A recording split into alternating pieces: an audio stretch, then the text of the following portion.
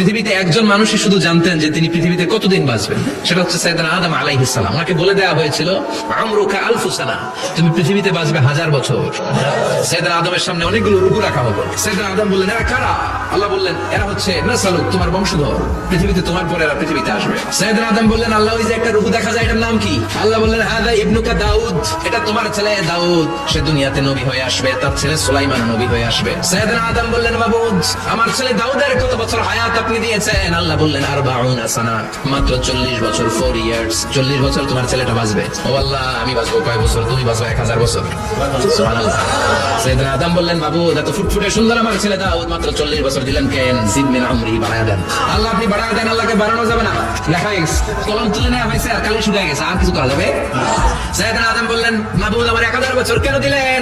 আমার এই সুন্দর ফুটফুটে ছেলেটারে শুধুমাত্র 40 বছর কেন দিলেন? ও মাবুদ, আমার 1000 বছরের দরকার নাই, আমার 1000 বছর থেকে 60 বছর আমি আমার ছেলেরে দিয়ে দিলাম। দাউদ আলাইহিস সালাম বাঁচবে 40 বছর, তো বাপ আদম যদি আরো 60 দেয়, 40 আর 60 মিলে কত হয়? আর আদম আলাইহিস সালাম পেয়েছিলেন 1000 বছর, 60 কমে গেলে রইল কত? 940 বছর পৃথিবীতে থাকার পরে মালাকুল মাউত চলে এসেছে, কারণ এটা অন টাইম।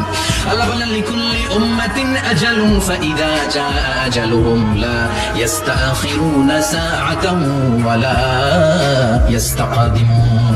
মৃত্যুর একটা নির্ধারিত সময় আমি বেঁধে দিয়েছি, অন টাইম, অন টাইমেই চলে আসে, 1 সেকেন্ড আগেও আসবে না, 1 সেকেন্ড পরেও আসবে না। 940 বছর বয়সে মালাকুল মাউত এসে হাজির, এসে বলল, জিতু আন আকবাদা রূহাক, রূহ কবজ করতে আসছি। আদম আলাইহিস সালাম বললেন, রূহ কবজ করতে আসছো মানে? আমি বাঁচবো 1000 বছর। মালাকুল মাউত বললেন, না না, ওই যে আগের কথা স্মরণ করেন, আপনি 60 বছর দিয়ে দিয়েছিলেন। কয় না, আমি দেই নাই, আমি আরো বাঁচুম, আরো 60 বছর পান আছি, আমি দেই নাই। মালাকুল মাউত বলে, আল্লাহ ঘটনা দেখেন দিয়া, কয় দেই নাই। আল্লাহ কয়, থাক, কথা কইছ না, আয়া বস। সুবহানাল্লাহ পড়েন। নাসিয়া আদম ফানাসিয়া বানু, ভুলে গেছেন উনি, আমরা ভুলে যাই, আমরা খেয়ে বলছি খাই নাই, নিছিলাম পকেটে, কই নেই নাই, এরকম ডাকাইত আছে না নাই? নাসিয়া আদম ফানাসিয়া বানু, বিষ্ণুবি বললেন, আদম ভুলেছে তো তার সন্তানরাও ভুলে যায়। 940 বছর বয়সে মালাকুল মাউত এসে আদম আলাইহিস সালামের রূহ নিতে পারে নাই।